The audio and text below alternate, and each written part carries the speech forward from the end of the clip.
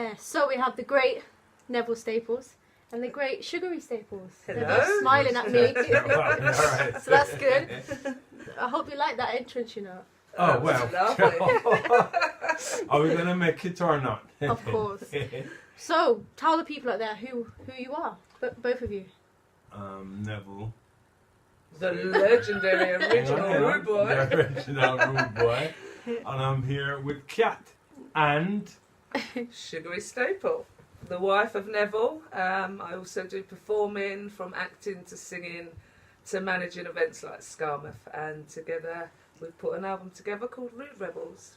Yeah. And remember, you're all-rounder. Yeah, I'm an all-rounder. Whatever that means. I think all women are all-rounders, actually. Yeah, well. Yeah, it's what we do. Multitasking people. That's the one. That's the one. So, I suppose I asked people what do they want to know about you guys, because that's what I did.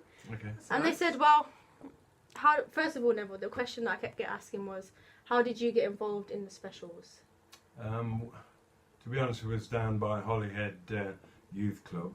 That's where a load of the young kids used to go. Okay. And the sound with a few other guys down there, Chobadi Sound System. It's about 8 of us used to have Chobadi Sound System. So the specials used to rehearse, not about 3 of them from the special at the time, but it's whittled down now. And I heard this music playing and it was kind of scary, fast, Okay. but then it was with punky. And so after I popped my head round and I said, oh, this sounds different. So I got into it that way by listening to them and saying, oh, can I come around and do your wires, roadieing for you? So basically that's how I got in. Okay. And then once I was on the road, the specials were doing an instrumental, and on the mixing desk I grabbed the mic and started DJing. Okay. And they called me up on stage, and there you go. Here I am. Wow, here you are. So, I suppose this question is kind of to both of you. What is two-tone? What is ska? What is it? Two-tone is a mixed genre of music. So it's where the authentic Jamaican sound gets mixed with a more British punky sound. Okay. So two-tone was infusing the whole colour scheme, as in black and white unites in music. So the whole ethos, the whole political thing, social side of it, as well as the music. Yeah. So how better to put that message across than mix? And I mean, even the band was very mixed, from the punky guys, the more posher Jamaicans, which I've always called Limbo, the more posh Jamaican. Neville was the rogue, the street guy, the proper yard boy. That's why I fell in love with him even then. He was my pin-up. Then you had Terry. He was more of a teddy boy, wasn't he? When you first met him, kind of punky, but more teddy boyish style. More, new romantics kind of yeah, thing. more of a yes. So it was kind of like a mixture, but and then you had the Rebel, which was Roddy Radiation. You know, and he brought the real sort of punky and rocky kind of stuff to it. Good. So you mix all the genres of people, genres of music, all the different mix of people, and put them all together and create the brand called Two Tone. And it was in a time where things were really harsh in the UK, so they needed that harmony. There was a lot of National Front type guys going around causing fights and stuff. Things were on dodgy ground, you know, a lot of fighting and stuff. So yeah, I thought it was pretty cool. It was pretty cool. That must be cool. Because that's what I always say to my family. I'm like, oh, two-tone, it's so cool because it's like white, black, but check out their clothes, man. Yes. That's a different vibe. Well, different the clothes completely. Is from like when, alright, for instance, my dad, the cousins, all the guys that came from Jamaica at the time, or in Jamaica, they always used to dress smart, suit, everything. So that came into the two-tone because that, like Sugar is saying, I'm from that background, you know, the rugged.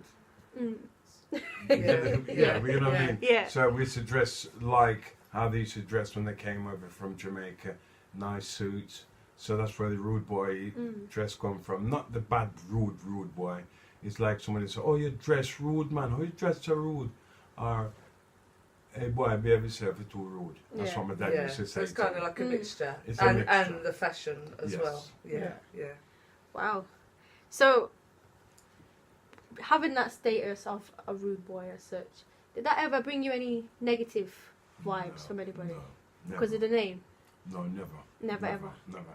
Because for me, a lot of people who knows me, it's like, Neville, but he's not that rude boy and go do this. It's the way I dress, the way I act. It's just roguish, and not roguish, but... Yeah, it was. It was. Stop trying to be all nice and nice. Yeah, he was a bad boy for a while, but he fixed up. Let's put it that way. Yeah. He wasn't when I was growing up. the bad kind of rude boy who fixed up and turned into the good type of rude boy. There you go. Dave, she's put it the right way. I was a bit of a rogue. Okay. Yes. Yeah. Oh, yeah. Yes. Wow.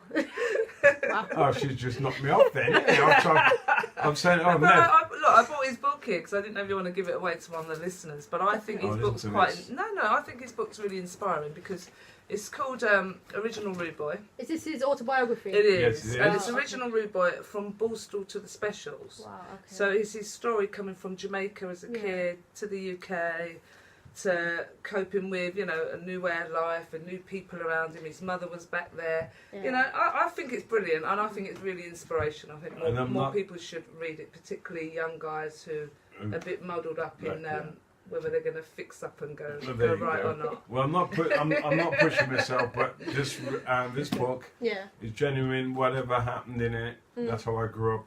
I didn't make anything up. Yeah. So once you can have it all around, you can give to want to read it. Yeah, man. Okay.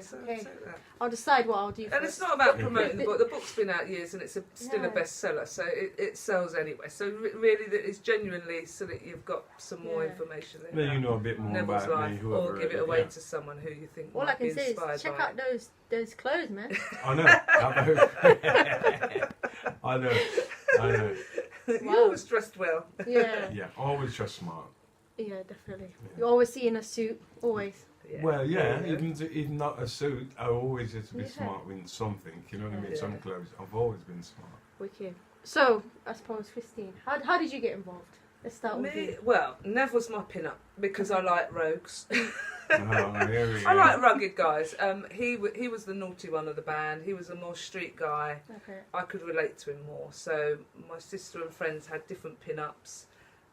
Nev was my pin-up. Nev and football heroes of that time. Okay. So I guess he was my pin-up for many years. I was quite young around the two-tone time, but I followed it fully, wore all the clothes and the fashion and everything. And I grew up around a mix of people. So two-tone was the next step for us. I had punky friends. We'd been through the punk. We had sound system boys. Yeah. We hung out with and did blues parties, all that kind of thing. So the next step was two-tone, and all the music from my parents I grew up to, Ska and the Prince Busters and the Stranger Cole and so on, all of that got infused in that whole two-tone mix. So it was perfect, spot on. You recognise that you were familiar with it. So that was basically it, but it took a long time, many years later, before I actually met Neville. Okay. But that's how I originally got into two-tone. Wow. So you know what the follow-up question is going to be? How did you meet? Come on. Oh, did we meet? Yeah. Oh, okay. I was doing a gig. Yeah. But hang on, I'm not going to tell you. Sugary, tell them how I met you because I seen you're this scared beautiful of getting girl it and wrong. I was saying, could you tell that girl I need to speak to her? I like her. All right, I sent somebody. I didn't go. Oh, okay. No, he did. No. He sent Trevor. I sent somebody over. He was DJing, wasn't it, at the Hoxton Pony in London. Okay. The Specials were doing yet another reunion because Neville had done reunions with them before. Just I don't think Terry and Brad was involved in the previous reunions. Okay. But they did a reunion tour in 2009. Nev was doing DJ sets at the time, and he did one in Hackney, East London, and when? it was a friend of ours bar. I was there with my sister Lorraine, and he sent Trevor over. I met him, said hello, because of course he was one of my idols. But I'm not the kind that meet your idol, then go run, and carry on with them and all that. Meet them and then move about your business. I'm there to dance and enjoy my night. But Neville wanted me to hang out with him. Yes. He kept sending Trevor over, didn't you? Yeah, because it's a lovely girl. I thought, okay. But I couldn't approach her like how I would have approached any other girl. Because somehow you could just tell she wasn't that type of girl. No. Well, that's nice. growing That's up, nice. yeah, she wasn't that type of girl. But I used to know a lot of girls that used to run after the, run after bands and following after you, yeah. Yeah, but you know, left when that I bit saw out Sugary, for Yeah, music. it's been nice. yeah, but well, that's yeah. a bit of reggae in me, I guess. But then So you said Trevor, Sugary. I thought that was quite funny because it reminded me of school. Back, Go and tell, back go in and school. tell that girl I like her. Go and tell that boy I like her. That's how I done it. Yeah. Big up Trevor. Big up yourself. Yes. Yeah, there you go. Trevor. So, as you know already, specials is known everywhere. You ask anybody about the specials, they know pretty much. Yeah. What does that feel like to be quite, well, I say quite famous, but famous? It's something to me. I've always done something, Yeah. and it's kind of people used to look up to me at school because I always used to be there for them. And being in the specials, it's nice, love it, and I'm just down to earth. Yeah. I'm down to earth. I mean, everybody who knows me or anybody who knows me will say Neville's down to earth. Oh, we look up to you, Neville. With thanks for bringing this scar mixed up or whatever. So it just feels. I don't know. You're just so used to it. That's been practically all your life, hasn't Yeah, it? so Really? I've been doing it from 15, from sound. You've always been approachable. Yeah, always. Definitely. What about yourself, Sugary? Because you're quite well known as well. Yeah, it's a funny thing because sometimes we're out and about and just doing our thing, and we bump into people. Oh, Sugary, can I get a photo? Can I get a photo? And I'm like, why? What for? What? Because you don't, like Neville, you don't see yourself up there. You don't realise people actually looking up to you. Yeah, we're down to earth. And yes, so wherever you see us, wherever you meet us, we're like, yeah, sure. And people say, oh, you don't mind. Oh, can you sign this? Can you sign it? Would you mind? It's absolutely fine. And we love it. We love it because if people are inspired by you in some way, then that makes you a role model. And if you are a role model, then do positive things and good things. Yeah. So people do have something to follow, not badness, you know? I mean, you might be at a restaurant or, like Sugary says, walking down the street. The nice one is we might be at a restaurant and somebody says, do you mind taking a picture with us? Do you mind signing this? Some people probably say, oh no, wait till we're finished. We'll just say, okay, we'll do it now. So are you sure? I say, yeah, no problem. And that's how we are with whoever we meet or whoever knows the band or knows us. Yeah. We're always approachable. Yeah. Very approachable. Wicked, I like that. I like that. So who's inspiring you guys at the minute within music as a general thing? For me, it's still the ska music, and I've meeting a lot of the older generation, the ska greats that I used to play on my sound system, Stranger Cole, Derek Morgan. So I'm still drawn back to listen to the old ska stuff. Yeah. You know, and to be honest with you, that's what I've always listened to. I might listen to some reggae, but the ska is a thing for me.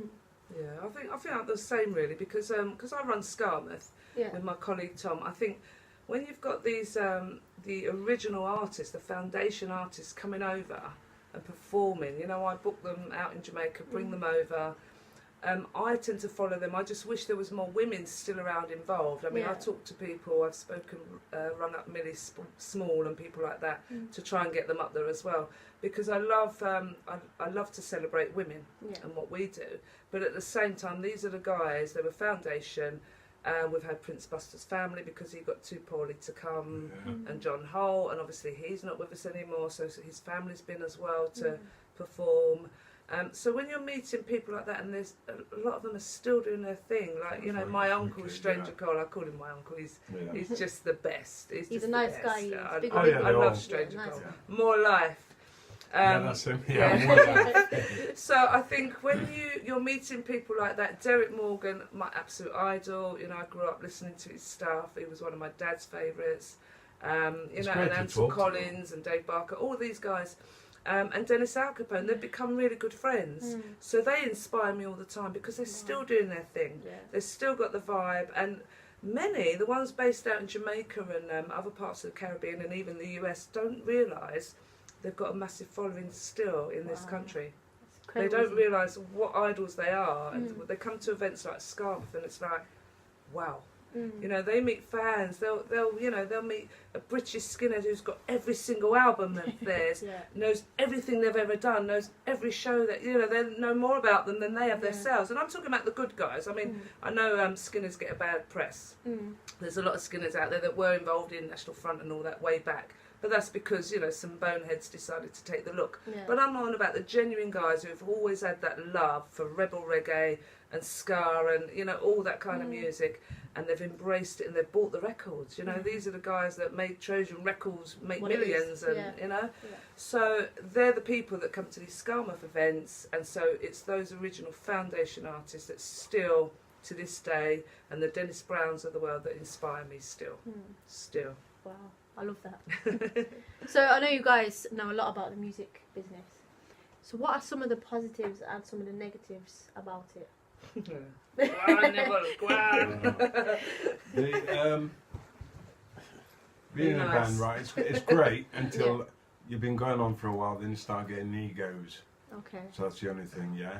And then you've got to watch when you do a deal with the record companies. All right, in my time, we're just glad to do what we're doing, to be performing, but you've got to look out for the little record deals and stuff. If you don't register, I would say register everything. Register everything. It's not as easy as it used to be to get in the music now because of all this download, which I don't know anything about computers, but there's all these downloads now. So it's hard to say now. Yeah, and before when it used to happen, you could say, oh, you could have watched these, watch that. But nowadays, you can't say anything. It's all computerised now. So it's kind of, it's killed a lot of the industry, as in from the artist's point of view. So the only way of making proper money is either have a hit record or tour. Okay. So get out there and tour and get around and, you know, perform. And the download and all that. The download. Yeah, I mean, the download is today. That's how people do things, and that's absolutely fine. Although I must say, vinyl is my favourite. Love it to bits, and it's not just because I'm an old schooler. Vinyl's making a comeback, a massive comeback. I was only in London a couple of days ago going through. It's the crackle and the pops, and but I think people have realised that having something physical in your hand or an album sleeve that, you know, you've got like an exclusive one-off and you can put it on your wall or frame it or show it off to your friends. I think a lot of young people are now realising that having that physical something, not losing a phone and 3,000 songs on that phone, and having to re-sort it all out and back it up and all that stuff. You could literally have something physical in your hand that looks amazing, sounds amazing. Yeah. So I think I'm glad that that's come back. I really am, yes. Yeah, so I suppose I can ask you, you've been all around the world, I'm guessing, with your music and so on. Is there any differences within music from around the world to the UK? No, like well, that could it then, didn't it? No. You told me about the US because Neville lived out there for 9 years. He had a massive career in the US, and you said the ska was more pumped up and fast. Yeah, the ska in America is like really punky ska, fast. Okay. And when you go anywhere else, Japan, Australia, it's they've got their own different style, which is a bit fast as well, but everything sounds different. But the ska from Jamaica that we play here is more like how we get it from Jamaica, but it's a bit more authentic. Apart from, I mean, two-tone obviously has the more punky vibe. Yeah, because we mixed it. When Nev does his live shows, he'll do his two-tone songs in that vein because that's what the fans love. Yeah. But the other ska stuff from his career and some that he covers from friends in the business, that's all in the more authentic ska sound, isn't it? And that's what, you know, the fans here tend to love, the authentic ska. They love, I think, even more so. But other countries tend to be really fast or different. Okay. Yeah. Wow. So, okay, tell us about Judge Roughneck. Tell us about that, because... Oh, that's when I said, well, it's taken from, is it David? Stupid Marriage initially, wasn't it? From the specials, yeah, Stupid Marriage. And Judge Roughneck is when I used to get into trouble and up in front of the court, church and stuff like that. But we got the idea as well from, what's that old ska? Prince Buster, Yeah, Prince Buster. Yeah. Okay. Right.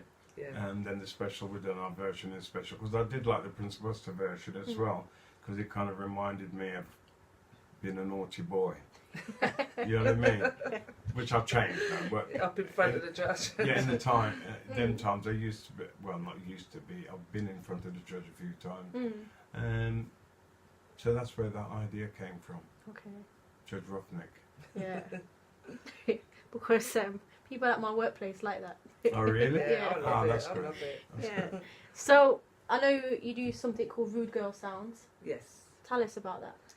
Rude Girl Sounds, I mean, originally the lead track was called Original Rude Girl Sound, from my EP that sold out. It was basically, it was my celebration of the Skinhead Moonstomp, believe it or not. Okay. By Pyramids, Roy Simrit, Ellis. So it was kind of like, let's have a female version of a chanting kind of ska song that's fun, in your face, and it's like women say, put your boots on, trim your hair up, and put your suit on and show the world you don't care. You're just here for the music, here for the party. So that's basically what the celebration is. Okay. But also, in addition to that, I'll go out from time to time and do a DJ set based on the Rude Girl Sounds, the sounds I believe us rude girls want to hear. Yeah. And that literally is across the board, and that will go from lovers rock right through to punk, and all the in-betweens, the reggae and the ska and all that in between. Yeah. Yeah, so that's what that's all about. Okay, well, I love that. So, do you think music in our sort of genre of things is going in a positive direction? No, I don't. Yes, Neville, came I'll out. let you answer that first. No, all right, that's, if the reggae or ska or whatever music, I'm on about Jamaican music, ska, reggae. If it went back more to the old style, the new style of reggae, it's a bit too girly.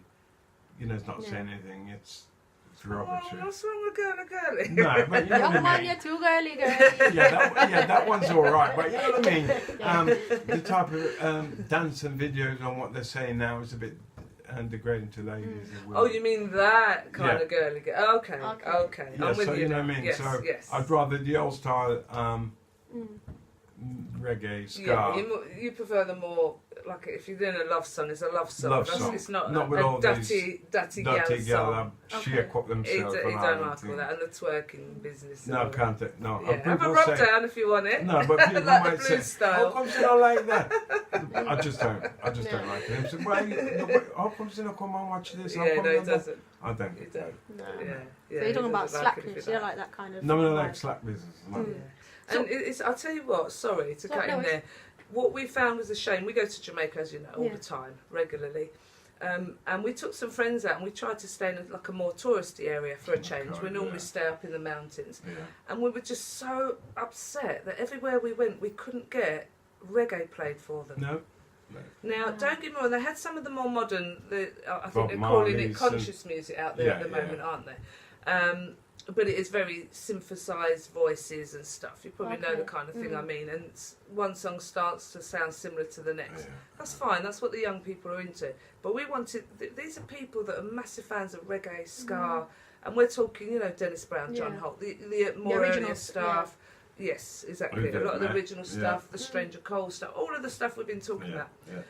And we couldn't get it played, even in the hotels, even in this fancy inclusive place. They didn't know what ska was. They didn't know. What? They didn't know. They didn't know what ska was. We asked these guys by the pool, look, can you put some ska on for our friends, The young Jamaican boy, them and girl. Oh, what ska? Ska what? Wow, name song. Yeah, honestly, ska music.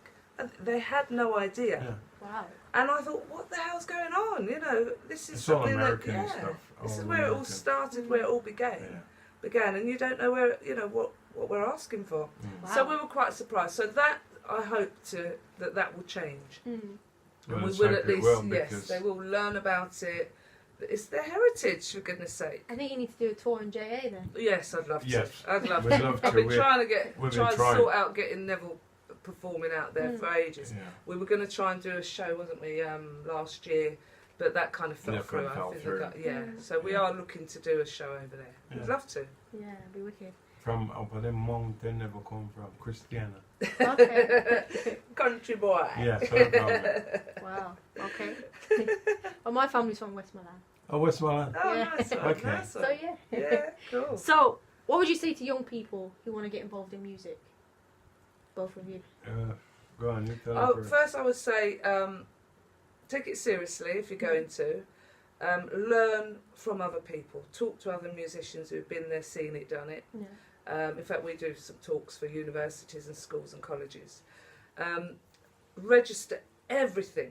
Everything you do, everything you work on, make sure you register it. Get yourself registered on PRS, PPL, all those kind of things. Because you've got one side for writers, got another side of things for performances. Get a publisher. From the early days on, you do need to work at it. As we were saying, it's not that easy now. But don't expect to, it's not a Simon Cowell world. I know that's a decent show for a lot of people. They sit and watch it on a Saturday night. You have to work. You have to get out there, get your voice heard, get social media, go and perform in places, whether you're a single person on your own doing it with backing tracks or whether you've got a band. Get out there and play and perform, and build up a fan base. Get your families involved, get some support behind you. If you've got a show next week in a little bar, tell all your family, tell all your friends, please come along, support me. Build up a fan base, and some support. I think that's the best I can say for now. Would you add to that? No. I said it all. Wow. It's just your No, blood knows that's what makes it I'm slap. just going to repeat it, innit? Yeah, no. So that's true. It was just this how that's it basically. Don't do what Neville done. Don't think, someone's offered me, a pot of money to sign this document. He had a lot of songs. Well, a couple of them became massive hits, and he just signed away his life. But see, the thing is, when you're not used to that, just used to playing sound system, and then that opportunity like that comes, you're not thinking of money, you're not thinking of anything, you're just thinking of entertaining. Someone's giving you the money, you've entertained, and someone says, sign there, Neville, and here's, a few grand or whatever it was back then. But at the same time, though, he felt quite nice about it. It wasn't about the money there as well. Exactly. Because I used to just love entertaining. Yes. So because I used to love what I'm doing, I'm not thinking about the business side. And when it comes to the business side, that's when they used to get rid of. And like loads of stuff I've done years ago, I still didn't register it, and I should have done, because like I used to DJ, I used to make stuff up. Just you play me a track, I used to make lyrics up. I used to do that from day one, straight through the specials, even from Boy 3. And then do a rhythm, get a rhythm going, a bit of a track going. All of that you need to and register I it, and he didn't. Okay. So all that was that's gone. Yeah. But now you need to get everything registered. But a lot of people got ripped off back then. That's why I keep banging on about the register everything. I mean, a lot of the foundation artists are only now, in the last sort of 8 to 9 years, been getting some sort of money come through for stuff that went on back then, and that's only because there was a massive case and it all went through courts and high courts and all kinds of things, and someone realised actually these guys should have been paid and paid properly. Crazy, other people got rich on the back of them. And that's why we often cover songs for those artists, because if we cover them, they'll get their writers' dues, they get royalties, and that's why so many of them are grateful that we do that. And Nev's been doing it for a lot of years, covering tracks, and they get their writers' dues come through. Nice little pension for them. Yeah, that's good, isn't it? Yeah. So tell us a little something about your new album. What is the new album, should I say first? Yeah, so Rude Rebels. Yep. And it's based on the mix we've been talking about. I basically grew up around punks and sound boys, and then it all went into like a two-tone thing. Okay. So, and then in addition to that, I grew up with my parents playing a lot of 60s stuff and Fats Domino and all that kind of thing. So basically, it's a mixture of all of that. So you've got a bit of punky vibe in there. So you've got the punky ska, you've got the more traditional ska, you've got reggae and lovers rock. Okay. You've got, it's all kind of those rebel tunes, what we would call rebel tunes, be it from the punk era, be it from the reggae era. It's rebel music. So we've infused it all together. We've got Roddy Radiation doing some guitar on some of the tracks. We've got Daddy Woody doing some toasting on some of the tracks. Okay. Neville sings and toasts, and obviously we co-wrote together. Pretty much all the songs, apart from there's one by Stranger Cole that we both covered. He begged us to do the duet on When I Call Your Name, so we've done that for him. And there was a backing track from Delroy Wilson's estate, and they wanted me to work on that. So you'll hear some of those old kind of rhythms in there as well, which is nice. Yeah. Wow. So is it in every kind of outlet people can buy it? It is. It's across the internet. It's in HMV shop. It's on Amazon, iTunes, you name it. You can get it right across the web and all across the high street shops as well. That's great. And of course you can also get it from the Two Tone Village in Coventry, where we have signed copies in Suki's shop, the Hall of Fame. So yeah. Which you're a patron of. Yes, patron of the village, and Nev's patron of the Coventry Music Museum.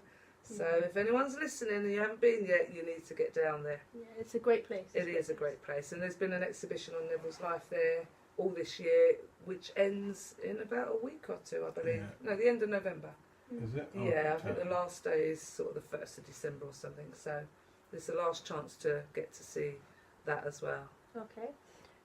So what events have you guys got coming up? People can look out for. Okay, you gets telling me to answer because he forgets. So we've got an 80s weekend this Saturday down in Bognor Regis. Okay.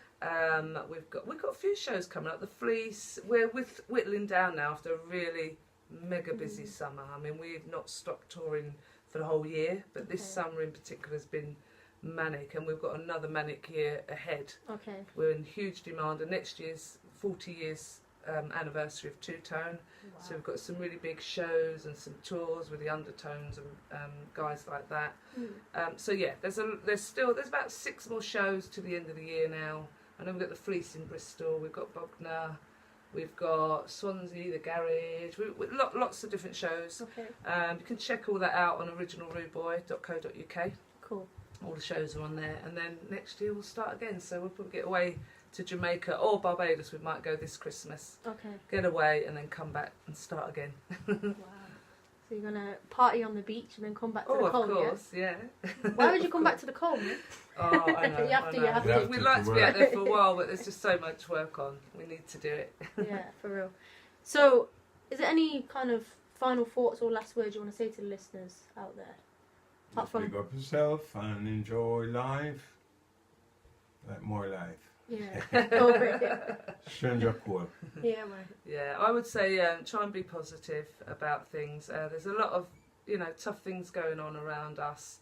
We've gone through a devastating year of losing lots of different people, music friends, family, and then losing Nev's grandson to knife violence. So I would just say to everyone, try and be positive. Try and do at least one good thing a day for someone else, something that's totally unselfish, that you're not expecting any kind of comeback. Just make yourself feel good by doing something good for someone else, and try and look at those kind of things. And when, as I said about the knife crime thing, if you know someone who's getting involved in that kind of thing, be their support mechanism, be their way out.